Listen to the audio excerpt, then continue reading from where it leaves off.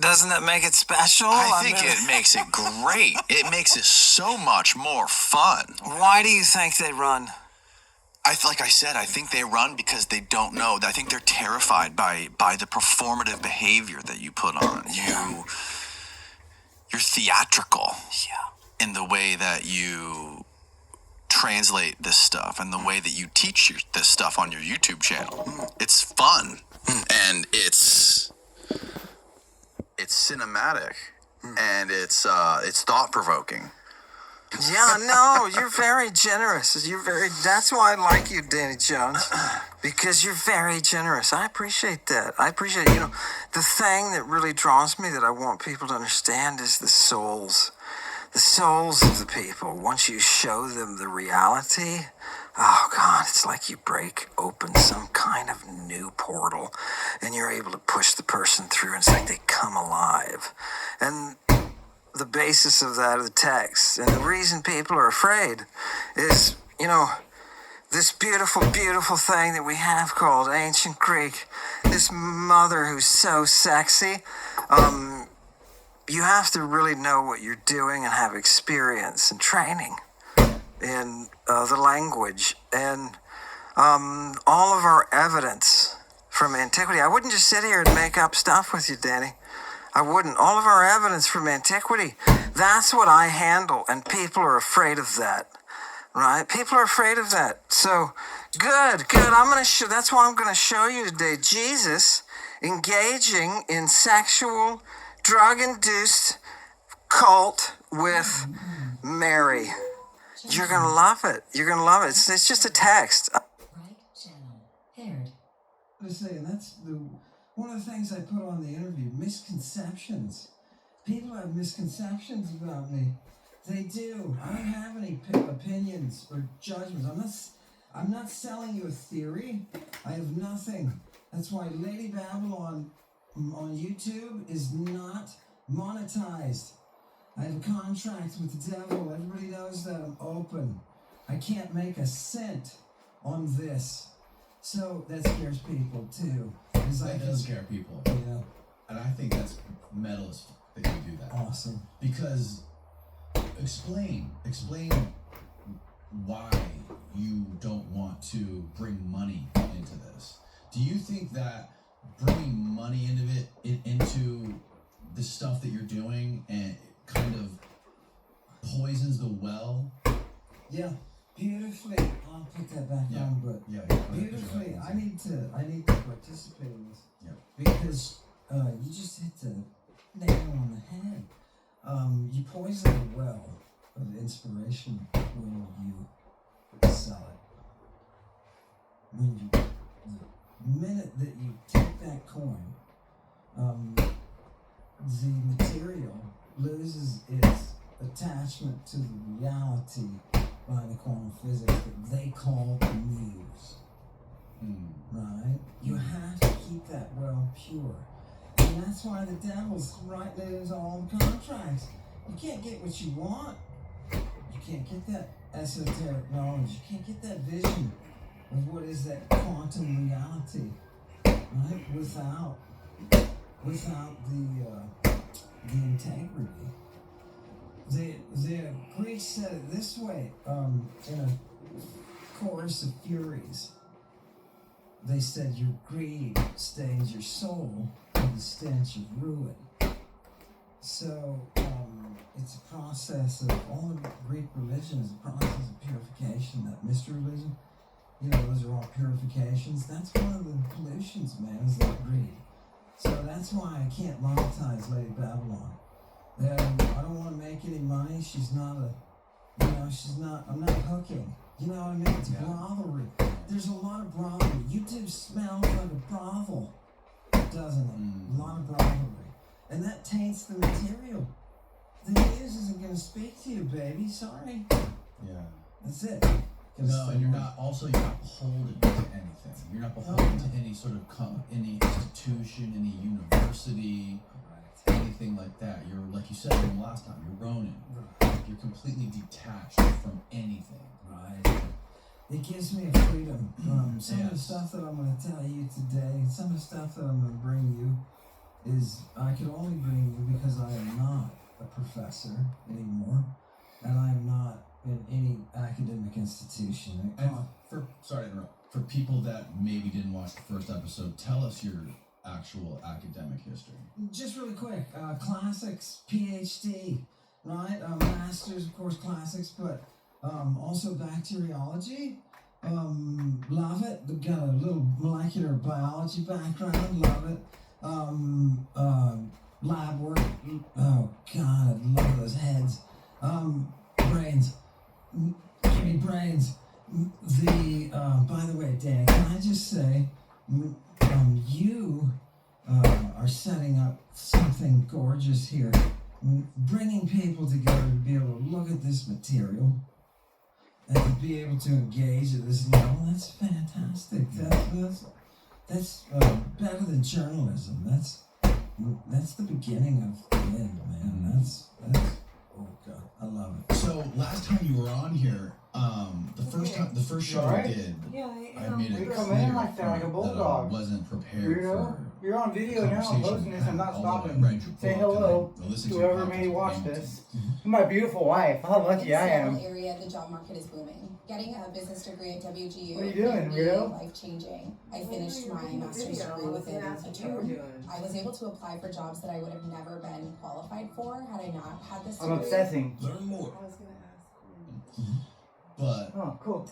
like I'm obsessing with going my back to like hyper how I focus. started the conversation to explaining your performative way of teaching this stuff, it has inspired me to be fascinated with in my these things stuff. and continue to dive down this rabbit hole. And I've invited like half a You just dozen come and see my pass people screen? on the show Come since here real quick, just give me a hug. to I was gonna say, do you want to do a either corroborate what you're saying or Give me a key, look at shut how beautiful down you what are. you're saying, or at least show some sort of counter evidence, or give me some more context to what you're saying, because there's nobody else that's saying what you're saying. Yeah. You can, or at least I can't find it. Right.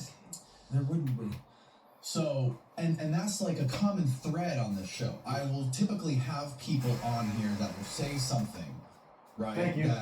that many people won't agree with, and then other people will reach out and say, hey, this guy's full of shit, let me come present my evidence, right? Which is good. That's a That's great. gymnasium. Yes, That's exactly. an ancient Greek Yeah. gymnasium. Correct. It's wrestling. Yeah. Perfect. Well, a lot of people can make videos kind of like responding to what you were saying, like edited videos, calling out bullshit on you, saying that you messed up, you were lying, you were taking stuff out of context. Yet, so people know, we quite literally reached out to, I don't know, Steve, what was it, 2-3 dozen scholars? Yeah, there was a lot. There was a lot. I asked an AI to give me like a list of 50, and half of them were dead. We a few of them were from Harvard. A few of them classical philologists from Harvard, theologians, biblical scholars, all of which said they would not be comfortable to come debate you. Let me tell you again. So I gotta keep rolling with this until I can find somebody Yes. to prove Yeah. you wrong. We just want to talk about the Bible. We just want to talk about the Bible. You've got to bait them, Dan. You've got to bait them. Look, if this is going to work out as my place of feasting, you've got to bait these people down. Right? They Place know. of Here's the feasting. problem. What makes them afraid? What makes them afraid? Bake them in so I can eat them. That old reason that sits in our brain and tells us, I don't believe in fairy tales. I want some science. Take a spot of tea. And they know that that's what a classic philologist does, is they work with the science of the language. Teacup that And when motherfucker. you look at these texts, it's gonna blow your whole mind of what you thought. Did you say on the last podcast, or have you ever said that you're the only one No. who knows this No, stuff of and reads course this not. stuff? No. Any classicist, and there's a few who have started studying Galen, right? Any classicist can come to you and say, hey, the sources that he's talking about, like Nero's archphysician that's in Galen, that talks about the drugs that are being used in the death rights. Him. And they can look it up. They can go to their classes, they can go look it up, they can check the Greek out. Right. Now, classical departments have been falling behind. And that's why it's particular to me. That's why you don't have hundreds of people coming up and say, oh my God, did you know Christ is a drug? Right. Right? You don't have people doing that. So your guys at Harvard or Yale, those people are smart enough to know that I'm just talking text. And they can tell whether or not I'm a trained classical scholar. Right? What you call a philologist. Is that dude a classical philologist? They can tell. Right. And unfortunately, the fakers and the phonies can tell as well. And that's why when you invite people and they don't come, it's because they're unable to. One of the people that you invited is now on a big show. Correct? Oh, yes. Yeah, because he did a debate with somebody that blew up. Right. And he's not here now. No, he's not here. No. But in all fairness, he's a very busy guy. He had a lot of stuff going on in his life, and you get a call from that show, and you kind of have to do it. Yeah. But yeah, that's sad. It's a shame. But the way I understand it is there's like the Bible, and then there's Christianity. That is like this veneer that people don't like to look through. They don't like to look past that. But behind that, there's a whole nother universe of history with all this other stuff. From poetry to comedy to musical stuff to philosophy to medical text. That is just like once you can penetrate that veil of Christianity and the church, there's so much more to learn. Yeah, you got it. Listen to that. You just cracked the H's, you know what I mean? Right? When you see through that Christian filter, and I don't want to say Christian, it's a monist filter because the same thing happened to the Egyptians like in the 14th century BC. They had a monism that came along, one God, and everybody's one God, and everybody else has to be ignored. And forget her, Lady Justice, and that was those were the followers of Aten, right? And anyway, whether it's Ottanism or Christianity or Judaism or Islam, those are monist traditions, and monist traditions follow patterns in history. And if you can penetrate that monist lens and get back down to the classical civilization, you can explain what those very earliest Christians were doing. Because their writings are at the same time. Here's the big problem, people. This is why the world is so screwy. And why the history that you think you know is not the accurate history. It's not the factual history. This episode of the podcast is brought to you by TrueWork, the clothing company that is hell-bent on bringing the most technical, high-performance workwear in the world. The TrueWork story begins in the Colorado mountains, where a trade worker knew there had to be a better solution than the wet, heavy gear that was weighing down. Then TrueWork was born. TrueWork pants are perfect for me because I don't have to sacrifice looks and comfort to have a tactical, practical pair of pants that are built to get shit done. I love TrueWork because it's not only durable and rugged, but it is also comfortable and stretchy, which you can't find in any other work pants. Every TrueWork product is engineered for maximum efficiency, comfort, and protection. And when you put them on, you can feel the difference. When I put on cotton and denim pants, I can literally feel the 200% difference in technology. TrueWork upgrades traditional classic with fabrics used by elite outdoor athletes. Soft, stretchy, sweat-wicking soft shell work pants are a huge upgrade over silk heavy jeans. Wind and waterproof shells use intelligently placed insulation for streamlined warmth and lets you stay mobile and agile. TrueWork has over 50,000 5-star reviews and countless stories from trade pros in every state and every job across the country. Upgrade to TrueWork for a major change in the way you work. TrueWork helps you be your best when your best matters most. Check out their full lineup and get 15% off your first order at truework.com/Dane. That's TrueWerk.com/Dane. It's linked below. And back to the show. Because you're looking through the lens of theology. you. You're looking through a lens, and it's distorting the way that you're perceiving the world. And the reason you're doing that is because the focus was narrowed to the biblical or Christian modern texts. So outside of that world is an entire other world. It's what surrounds it and makes it operate. What Christ. Jesus didn't show up and become the first Christ. The first Christ was Lady Gaga. The first linguistic reference was Medea. to a historical person, the Queen of Babylon, Medea. She was first portrayed as Christ in herself. But when Jesus is there, 1,000 years later, when he's doing his thing, that word is going to be very important. It's history and everything about it. People, here's what I mean. I'm going to crack the lens a little bit more. There are 5 words in Greek, ancient Greek. They're the most prominent words that you're going to hear in Christianity. And those 5 words are all drug terms. They're all drug Salvation. terms. Are you ready? Christ. Savior. Mm-hmm. Baptism. Mm-hmm. Mystery. Mm-hmm. Resurrection. No. Oh God, I forgot the 5th. I'll thank you in a minute. Where's that? I need some more of the tobacco to jog my memory.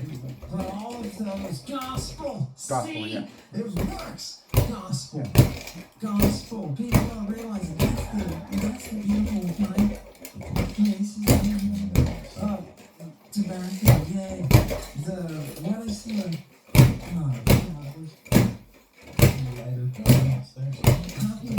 There it is. It's under my hat. Gospel. People don't realize that the word gospel is the word that you use when a drug is given to a person. It's the drug's efficacy.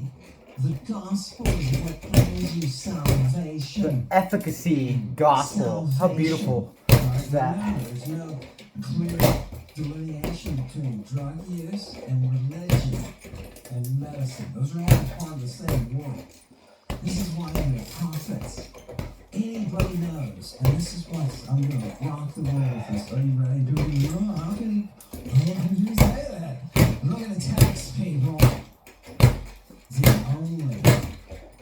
only thing that a prophet designates is somebody who sees visions via drugs. It's Spotify, whatever you're listening to, and hit play on your next adventure. This fall, get double points on every qualifier stay. It's the trip. The most fun at Best Buster. Visit bestbuster.com for free terms and conditions. And the prophets were people who were on drugs. Yeah, not just bomb, but like integrated into their whole. They were like shamans. Repertoire, yeah, that you could touch their clothing and everybody knew you're gonna get some kind of blessing. You know what I mean? Yeah. Yeah, a vision perhaps. A vision. I'm sorry, I'm not yelling at you. No, it's called vision. But what do you say to all the people online? There's many of them who said when you're and people that I've had on podcast since that say there is this semantic range, and the word Christ had many different meanings. And just because that you say it was a drug term doesn't mean that that's the only meaning it had. There were many other meanings, and you're broad brushing the word Christ to mean what you want it to mean. Those people don't read classical critic. All of those critics, right? Nobody actually does classical critic. If they did, they wouldn't make such a stupid statement. Right? The role of the classical author, the job is to find that lexical reality. What does that word mean? And so what you do is when you read works over over a period of 1,000 years. Because remember, that's what we do. We read stuff that takes place over 1,000 years. Okay, so it's not just like, this is not, I tell my students, you're not just learning English.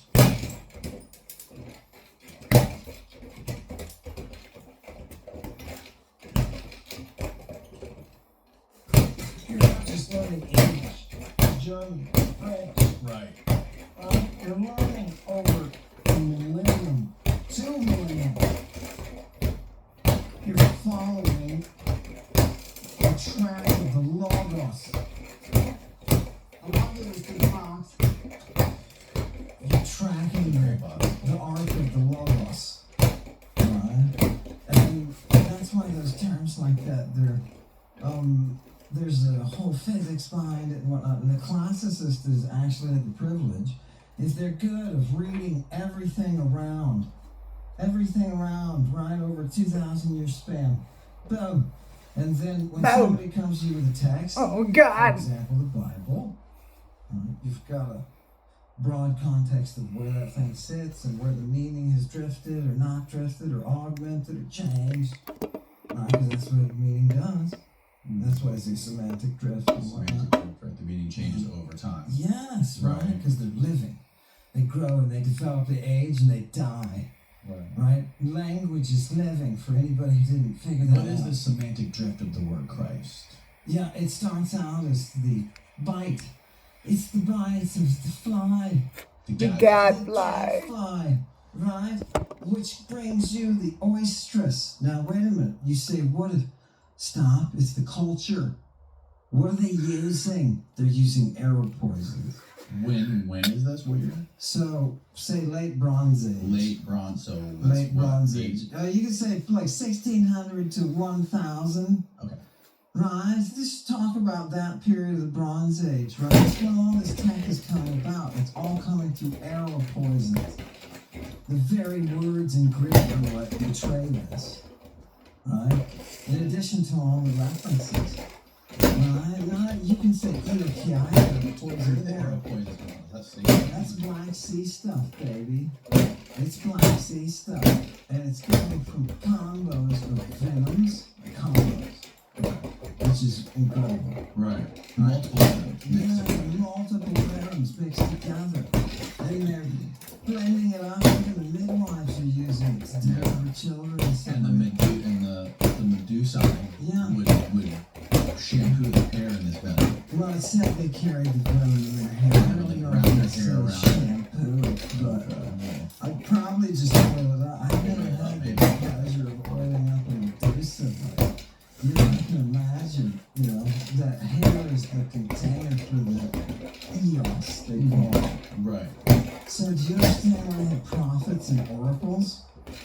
Because they were using the eos. Now, this is something, I'll give you something fresh. Okay. Because I know, that's all material, man. I told you that, baby.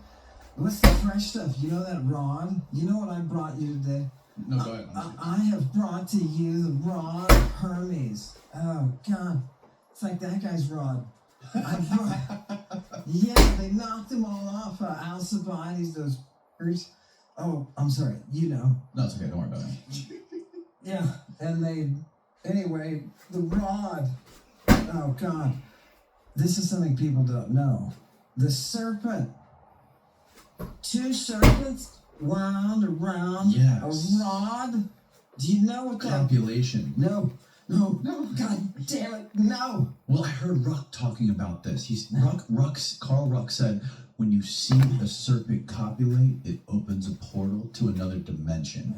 And also, when you see a serpent copulate, you have a sex change. What the? Because he knows in the cave of Eternitas, above the entrance is the Ouroboros. He knows that. So he knows that's the snake that consumes itself. Oh, okay. Right, that he's talking about. Yeah, definitely. He's talking about that old, oh God, Earth Mother, the first oracle. The skeptic. Now, why is it between the rod? What is it separating? The rod is separating 2. It's separating 2 snakes. Right. It is dote and antidote. Right. That's what you Right? explained. Yeah, no, I didn't explain that last time because I just learned that. It's dote and antidote. By the way, can you? It is kind of a terrifying image. The image of two snakes having sex. Have you seen it? I'm not having sex, but Can you look it up, Steve? Just type in snakes mating. do they have their anal flaps It's open? crazy looking. They have dual No, they- peens. They have, what do they call those? You find it, Steve? Hemipene. Snakes have Just images, not Penises just with go to images. two heads. Two-headed penis. The snake does? Yes. Really? Oh, God. I massage my snake's Look at that. Look at that right there. What? Oh, this thing. Yeah, look at that. How wild is that? They're like braid themselves together. Yeah. And I'm sure they bite each other. Yeah, you rub them.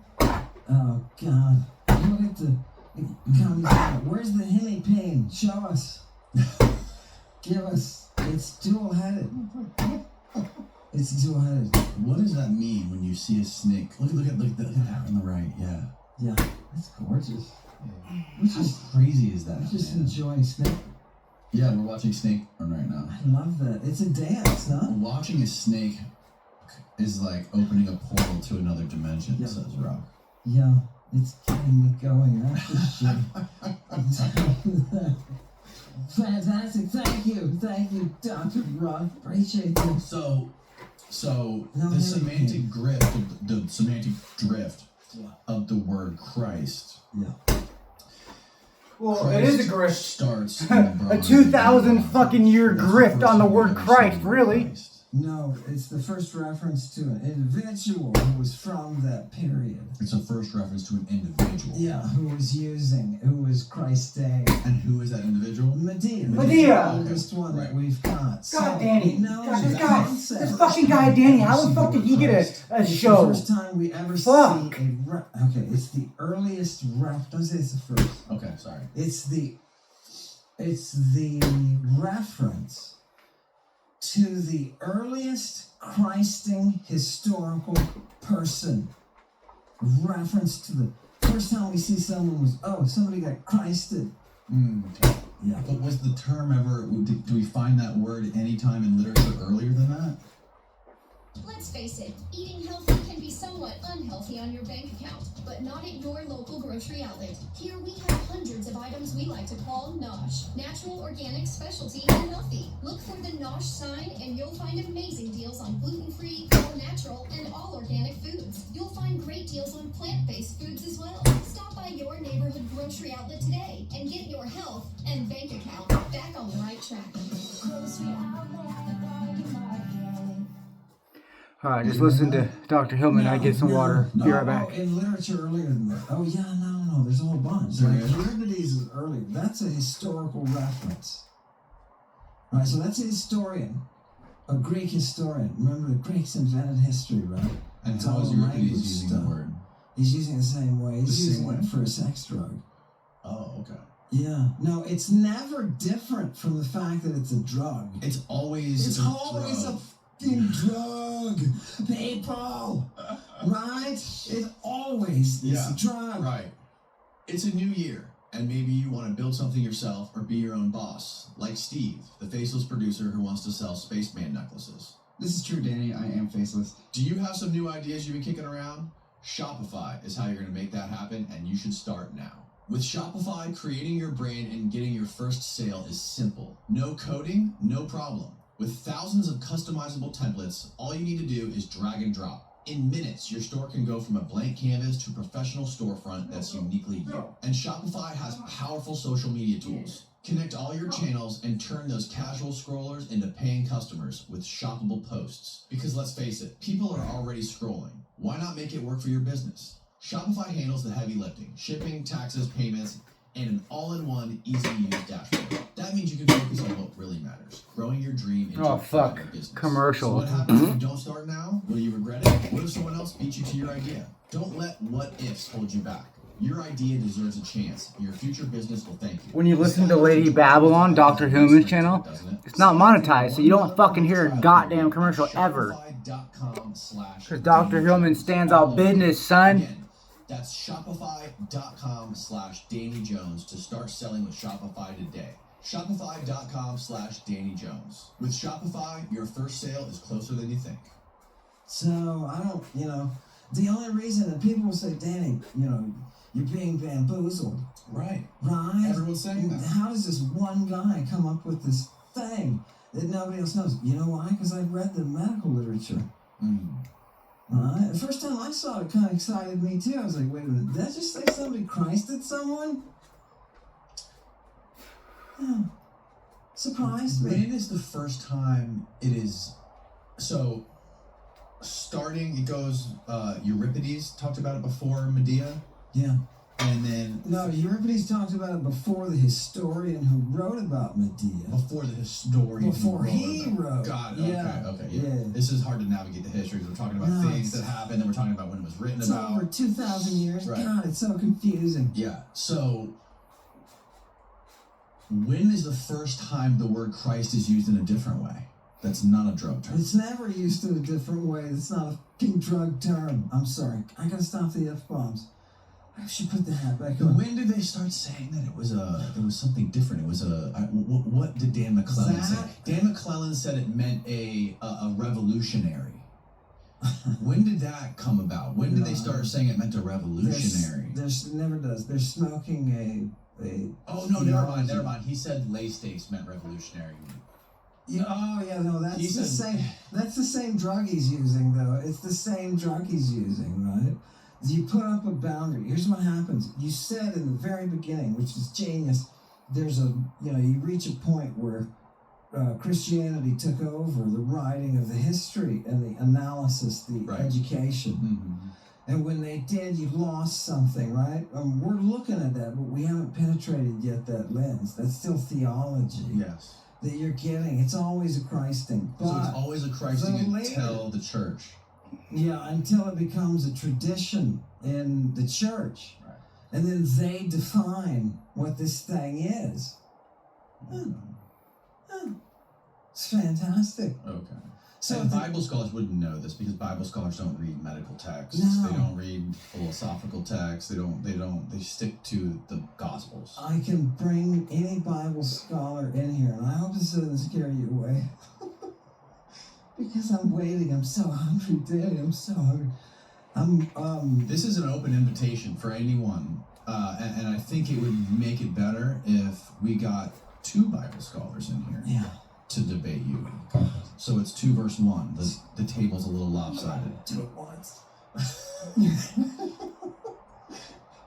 Yeah, no, it's Or classicist, Bible scholar, anybody. Yeah, any classicist, right? Come sit here. Let's talk about it. Isn't it wonderful they're talking about it? You know what I mean? Hey, classicists should be drawn like flies. You know what I mean? Right. They should love this stuff. Right.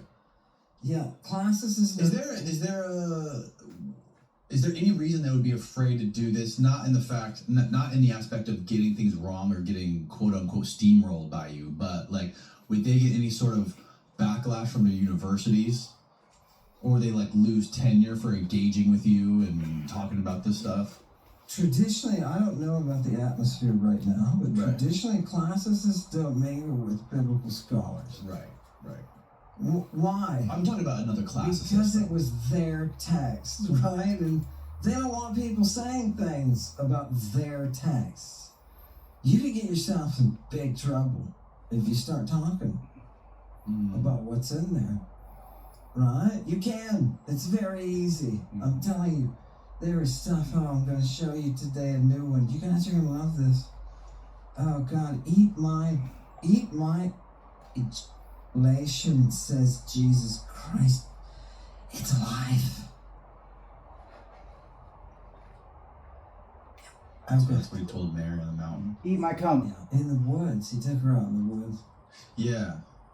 We actually read about this on a previous podcast that we did with somebody. Who remember we like read through this? Did you? On a recent pod, we saw it on a blog post where there was a guy who was calling it it was Bart Ehrman or something. Bart Ehrman. Yeah. He was explaining this the something about Mary, and he talked about how Jesus was making Mary eat his The greater letters of Mary. Greater, yes, that's no. He was calling it the greater questions. No, that's it. It's questions. Questions of Mary. Yeah. It is. Oh God, what do you do?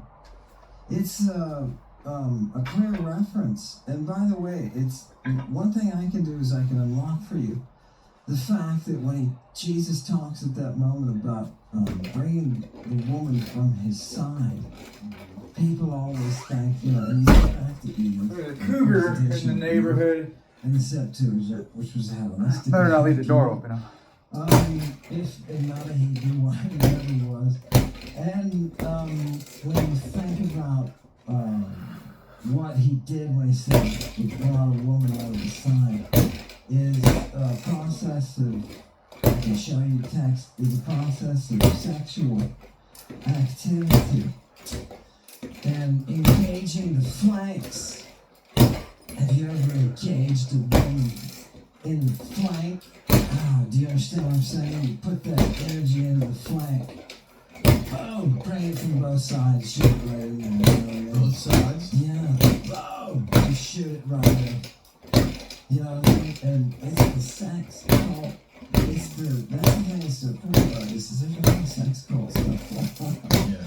No, you made that clear last time. Yeah, and it says in the text, in the Greek text. Now remember, people, how is this person getting this stuff? How is Armin getting this stuff?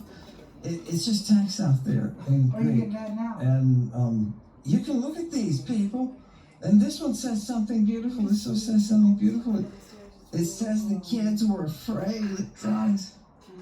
They were afraid of the drugs that Jesus was talking about. The kids were? Yeah, because he wanted them to eat his ejaculate. That's what it says. He engaged Mary sexually out in the woods.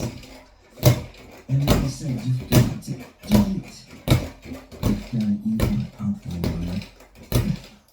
You've got to eat my ejaculate. That's life. My flesh and drink my Heima. And people say, Heima means blood. Look at me. Oh my God. Just look at the text, people. It's really cool. I'm sorry, Dan. You're going with that left there. Oh. Yeah. Go ahead. What's next? No, I was going to ask you who was that Questions of Mary, the story about him being out with Mary and doing that. Yeah. I don't know. No, it's like, So you read, did you read it? yeah. You read the primary? Oh, yeah, we have a text, but who knows? You mean he wrote it originally? Yeah. No, who knows? I don't know. Does it matter? Like, this is biblical scholars saying, yeah, you write this. Oh, God. It doesn't say. So when The you document is the evidence. But when you read the document, don't you consider where it came from and when it came from, or no? You do, but you determine that through the language. Oh. Yeah. So by reading the Greek, you can figure out who wrote it and when? You are trained as a classical philologist to be able to read Greek from the late Bronze Age, right? Into the right, that goes into the linear beat. From that period down, okay, starting with Homer, working your way all the way forward to 1000 Anno Domini, where you're reading Homeric scholars who are writing ancient, who are writing Byzantine explanations and commentaries of Homer. Right? Because remember, Homer is the way that we teach grammar. Right? It's a science. And you program somebody. That's why the second thing on my little thing was, why are we so far behind the Greeks? Well, listen to their education.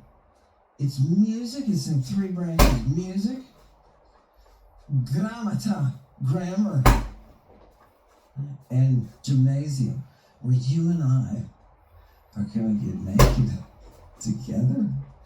Steve's going to watch.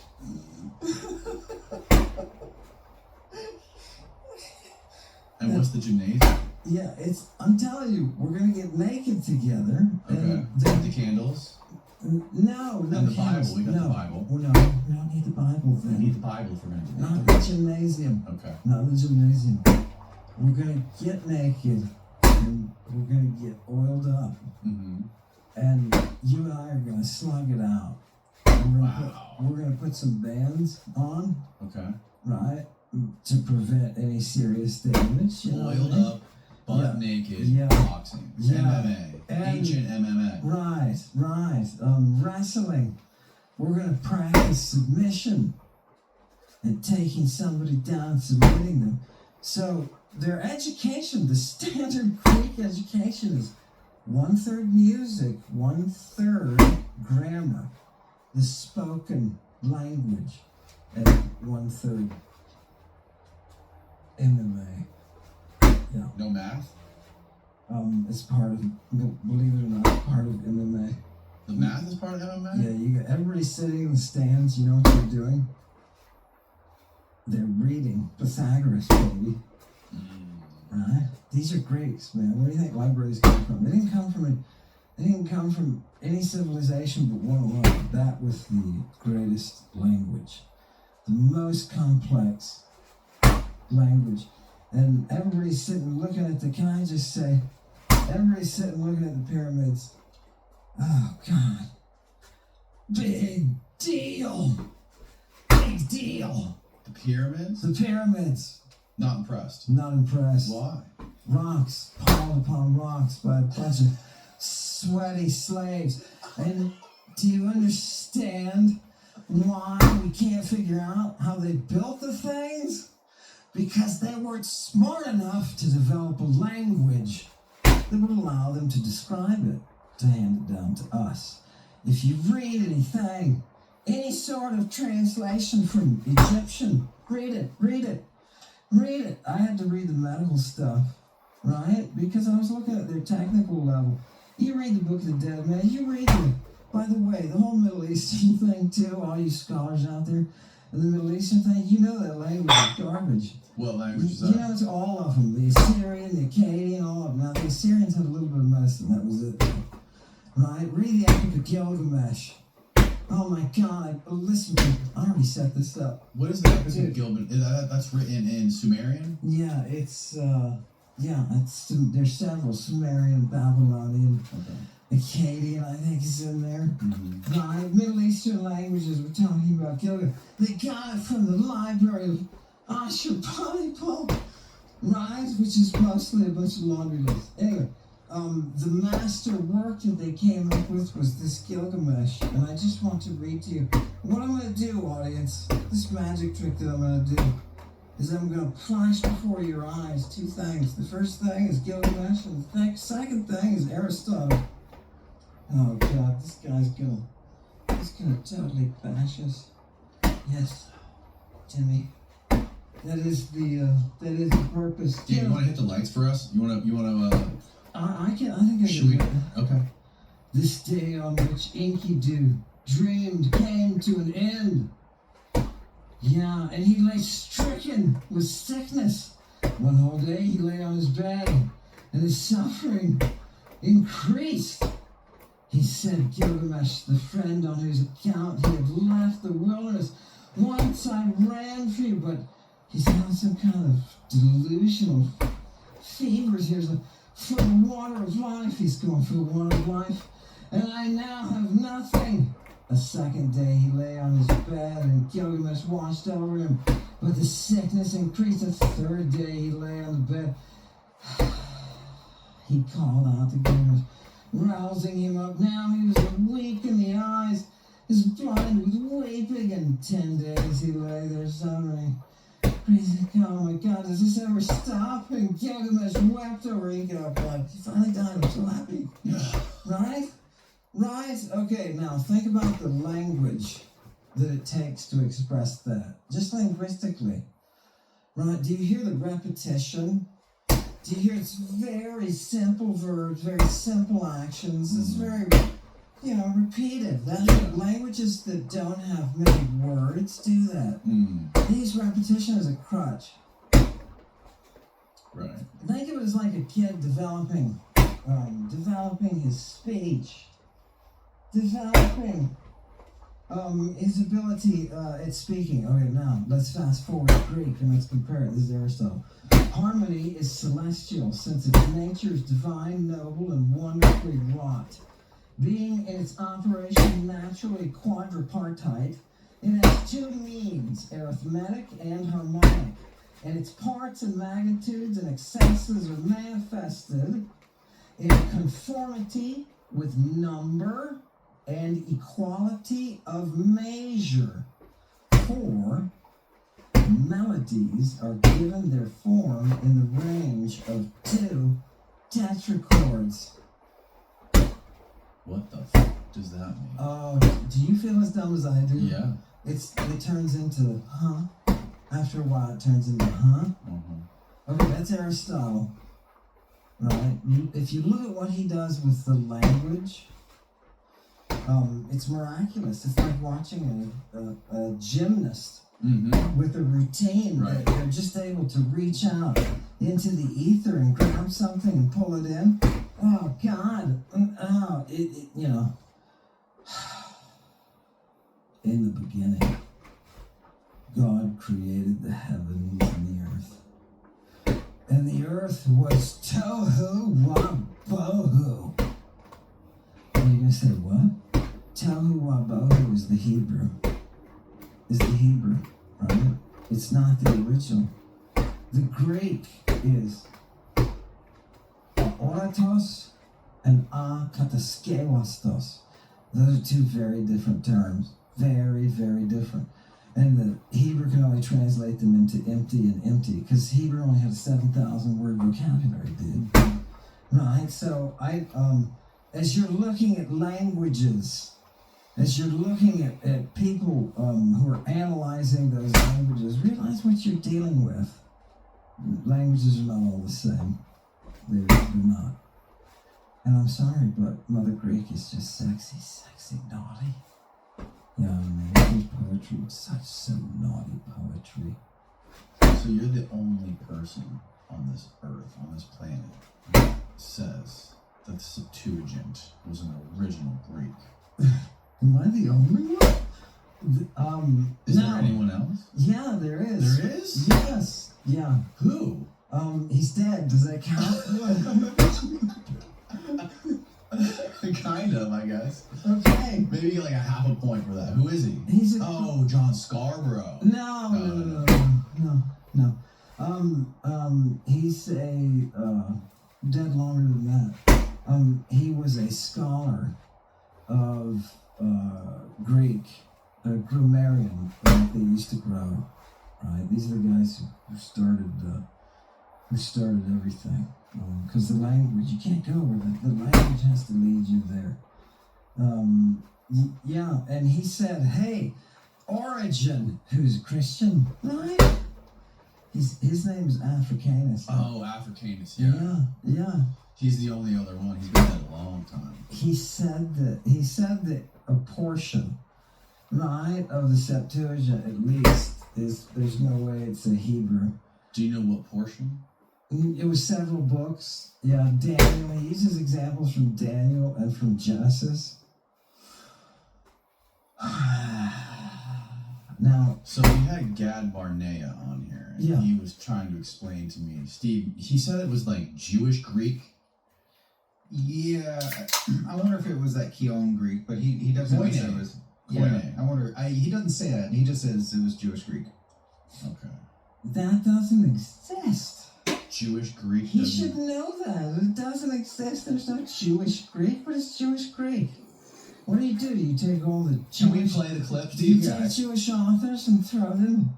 They have a whole separate Greek. Give them equality. Dr. Hillman has the entire fucking theist community fucking sending down fucking their scholars to try to fucking make up some bullshit to fucking try to... You know what it is? You know where what's Jewish Greek, some bullshit. Where does he date Judaism to? He dates it really late. I know, like 2nd century BC.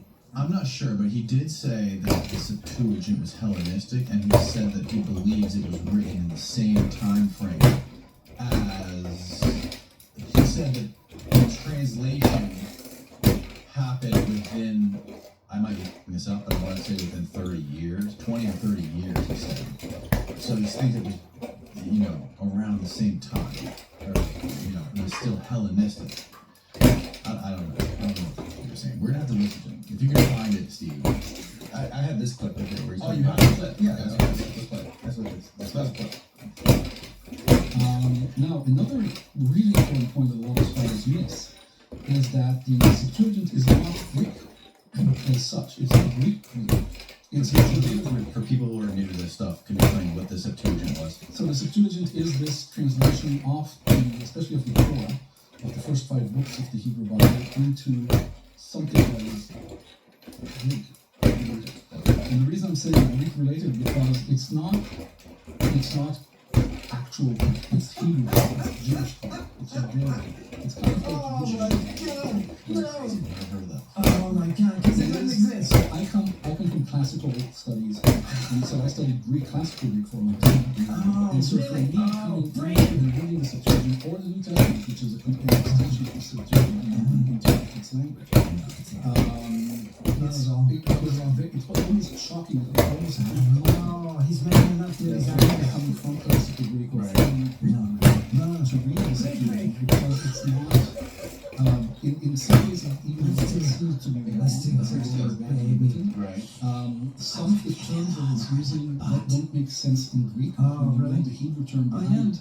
Give me a It's an exact translation. Give me an example, Ted. So it's Hebrew. It's really very much. I'm sure a lot of people listening to this know about Yiddish. So Yiddish is Jewish German, right? Dude, Jewish German is where is that from? Hold on, let's finish it. I didn't even know that. Yeah, so, okay. So Yiddish is Jewish German. Okay. And it's based on German language, but it has a lot of words in Hebrew. Also kind of sprinkled in. And that's the same thing with the Greek of the Septuagint. It's not. No. So for Ptolemy or anyone to commission a work that would be written in a Jewish Greek, not in Greek, makes little sense. Yeah, why would you create some new Jewish Greek? Why wouldn't you just make it into real Greek? Right, so that was probably the Greek that was spoken by the Jews of Alexandria. Probably. So it was written for them. It was not, so that's the language, that's the Greek that they had for their own. Alright, that's good, Steve. Give me a source. What is he saying? What is It's bullshit. That was Can you bullshit. for a second try to elucidate or clarify his position and what he's saying for people that are listening to this and they're confused as right now? His position is Can you clarify his position? Yeah, it's flam. There is no Jewish Greek. Just like there's no Italian Greek, there's no Turkish But why is he Greek. saying the Septuagint is Jewish Greek? What how is it different? I don't know, because he's trying to pull the authority. Right? He's trying to say you really can't read this text because it's not Greek, it's something else. Oh no, it's beautiful. But it is Greek. It's beautiful Hellenistic Greek, and I would put it at the level, compared to people like Callimachus Atari, because they're so elevated. Right? The prophets, the prophetic writings that are there, remember, prophetes is a Greek term, right? The prophets that are there, they're reaching, I'd say a mid-level, 5 or 6. I'd give it a 5 or 6. So it's not up to the standard of the museum. It's not up to the standard. So we were talking before we started about Koine. Koine Greek is like McDonald's hamburger Greek, and then you have Aristotle, which is like a wagyu fillet, or like a tomahawk ribeye, a prime rib. I would put Aristotle just a little more, I wouldn't put him in the top. No. So where on that range, on that scale, is the Septuagint Greek? About 5. It's somewhere About halfway. Okay. It's very stylistically, it's I'd give it a good 5.5 or 6. She's not going to the Olympics or anything. But there is considerable drift from Alexandria and lexically. The meanings of the words are like picture getting out there, right? That's why we talk about Ulam and Gaia. So you can see that influence from Alexandria.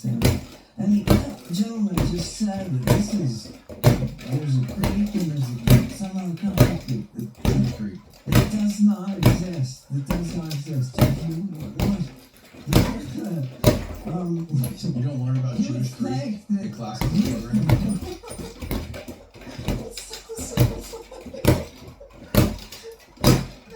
Why would you get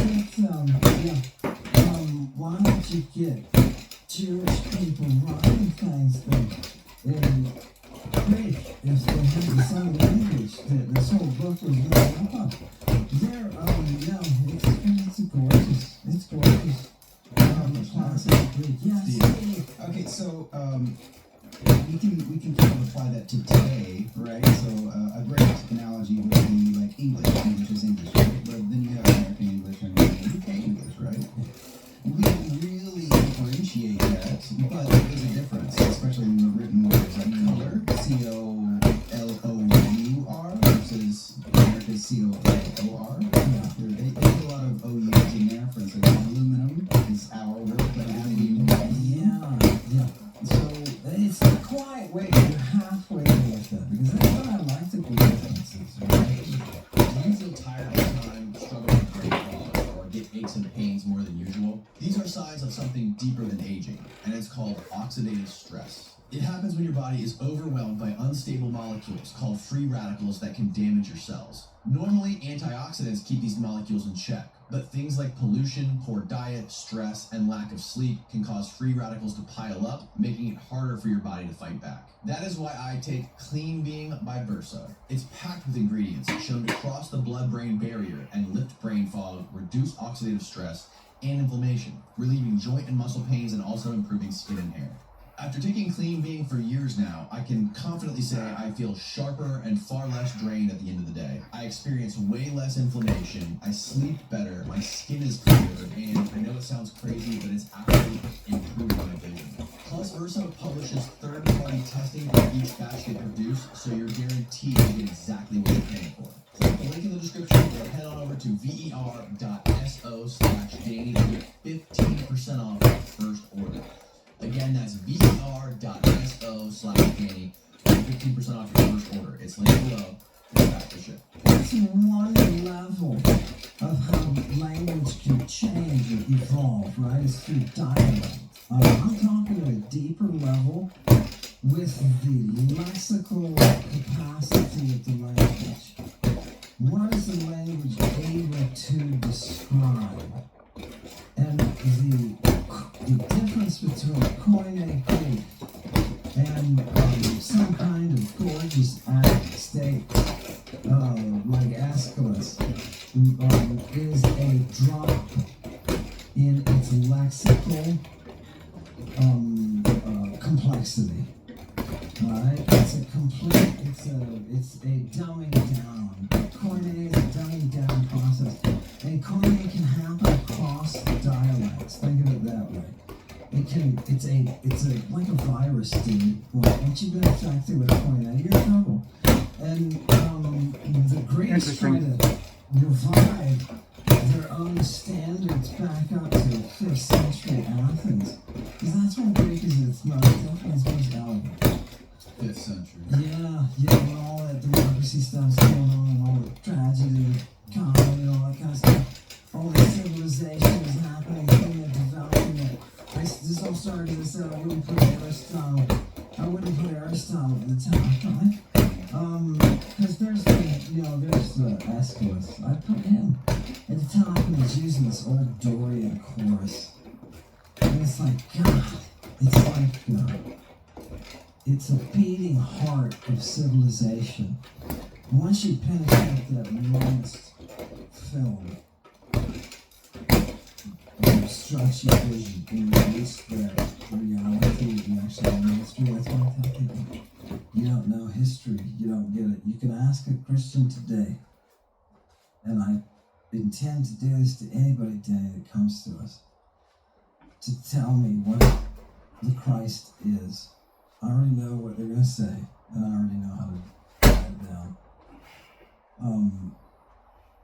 And I suppose I could get a couple of New Testament scholars in here, and I could stand on this table and provide you the seed and the blood that you need by bombarding them with text after text after text of Christing and turning people into sex fiends. Oh, God. Satyrs with weapons in the medical treatments. Do you understand? So Koine Greek, the Septuagint was not Koine Greek. No, that's how it's in an intermediate period when stuff begins to degenerate, right? Right, but no, it's very much got the Hellenist. It's still got a little bit of a twinge of the Hellenistic intellectual stuff that was coming out of the museum in Alexandria, the library, all those great artists. You know, essentially. Danny, that's another point from the paper. Look, people, the problem is you're not ruled by musicians, right? You people are ruled by musicians, and that's the problem. And people don't recognize either the society. I don't drink from Ganymede's rectum. That's why I'm not in charge. No, but the musicians were. Yes. Right, and they can drink from Ganymede's rectum. You mucker is the word in Greek. Metrokoites. The society that's coming up with things like democracy and scientific method. That society that's getting so advanced. They're founded by rock and roll people. Right? They're founded on the backs of lyre players. Men and women. And for those of you who don't know that, check it out. You're going to find a whole lot of guitar playing people. And they, this is the first time we see Metrokoites is with this group. And that is mother. That's how it's translated. I've seen a translation with that. And why? Who would give us such a thing? It's iambic poets who give us such a thing. What is iambic poetry? It is a poetry that's satanic vein that is sent to wake you up. It's the gadflies. You want to know what it means to be Christed? It means to be inspired. To be inspired by a drug. A drug with a gospel. A gospel that leads us to salvation. And that's all in the text. You've got it all in the text. I don't know why the monists try to come in, but they do. They come in. Just like you said, something happened in antiquity. It's that film of the Christianity.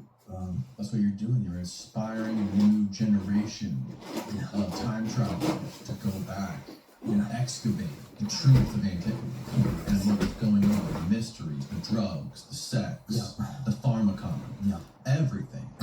They were roaming around. There were you guys can't even see it. cultural sanctions on these people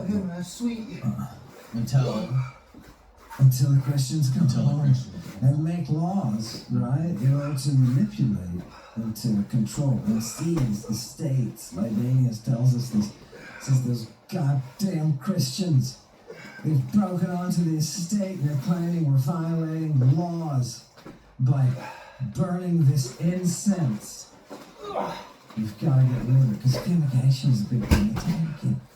That's how you get a group of people high. They would walk through the town and burn weed, marijuana. Medea did. Yeah, that was one of the things she used. Can't even see it. Yeah, and just fumigate. You just fill the air, right? What does that do? It cleans people, they would say. You clean this person up. They're too goddamn emotional. You can purge your population that way. I'm sure the CIA should already be a step ahead of us on this, right? But of course they are. Using drugs to control a population is a very ancient practice. Only the best culture does it. When you say they use the fumigation to purge the population, what do you mean by that specifically? How do you purge them? How does that purge them? You purge them of that naughtiness. You purge them of the naughtiness? Yeah. Or you mean you're purging them psychologically is what you're saying? Yeah. Imagine if I took you and Steve and 12 of your best friends up into the mountains and I drugged you all. Mm-hmm. And I gave you drugs that induced a 24/7 erection that can last for 7 days before you'll keel over dead. Which, by the way, that's when you get your tattoos that we were talking about, motherfucker. That's when you get them. Do you understand? You know the guys in the cult, if he can pull it out and it's Made it. full attention, it reads something, right? A message that disappears. Do you understand? Yeah. It's not a joke. It's not a joke at all. That's where the language is taking us. And it's gorgeous, man. The real history is actually more beautiful than the fairy tale. Let me give you an example. You think of religious writings. You think, oh, God, they're so wonderful. Let me give you a religious writing, a monist one that will crack open your head. Are you ready? Mm-hmm. This is from the Talmud. The Talmud says, Oh, God.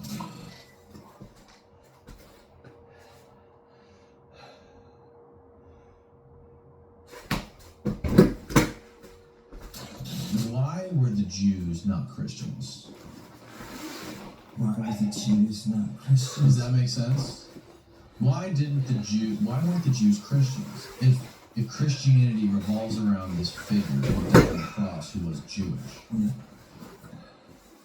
what's going on there?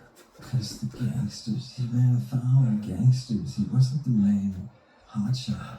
He's the guy kicking over the tables in the temple where they're doing this to the children.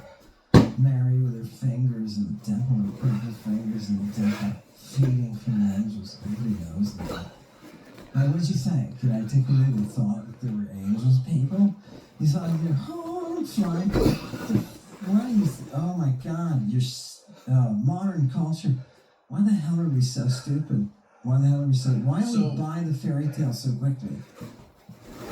What's the one about Jesus? So Jesus was an exotic figure who was Hellenistic, but based on Dionysus. Is that right? His story is based on the story of Dionysus. No, you've been fingered by an academic. That was Carl Ruck who said that. No, It was. I listened to it this morning. It doesn't matter. You've still been fingered. Doesn't matter if it's my mentor, he still fingered you. No. Freddie got fingered! Interpretation. I have to stick with those texts. What do those texts say? It's the dude who's Christing. So Jesus had nothing to do with Dionysus. There's no connection. No, Jesus had a lot to do with Dionysus because he is performing a mystery. He is involved in baptism. Who the hell gets involved in baptism in antiquity? Right? It's religious extremists who are going through mysteries. But when I say extremists, you can go through the big one in Athens, like everybody who's in here does. Right? And you can be born again. Right? So, but it is what we would call, what most of us would call a religious extreme of what's going on in the religion. People don't realize baptism is a drug term. Baptism is a drug term. Oh, God. I need to bombard scholars with all of the medical. And Ruck, who you hold in high regard. Admire for the world. The man is such a seasoned classicist. Who was one of the first classical scholars to talk about the use of drugs in his book about Eleusis. He held a breach when nobody else would. Yeah. Yeah. And he doesn't believe that Jesus was a historical figure. Yes, that's correct. What do you think about that? I think it's a cop-out. Because he knows something. Dr. Carl Ruck knows something. He's a mythicist by definition. What the hell is that? He's a human being. He's a human being, but a mythicist are people that don't believe Christ ever existed. No, he's not a mythicist. Bullshit. He's a superhero, and when he's out in public, he draws people to him and his goodness. And his goodness. Even dogs love to hump him. Ask him. He won't admit it. This is why he won't come on Lady Babylon, because I'll force him. Right? He knows. It's okay. Copulating turtles, too. He and I watched 2 turtles. Copulate in Thrace. And then we went and drank some Retsina. Have you really seen Carl Ruck naked? This is very true. Very true. It was an accident. No, it was. I was prepping. I don't care because it's a positive story. I don't care. I'm going to tell you the truth from just my experience. We were staying at the same place for a conference, and I was sitting there and going over my notes, and he had gotten in the shower just then, and he walked by, and his towel accidentally, it was a total accident, because I could tell by the way he reacted, but he had to bend over. And suddenly in my mind, I saw that bull-horned altar. And I was like, oh my God, I get it. It's like a centaur. Right? Right? It's those big ones. It was like glory. It was like, I was like, okay, Priapus is right there. He's got a pedic one.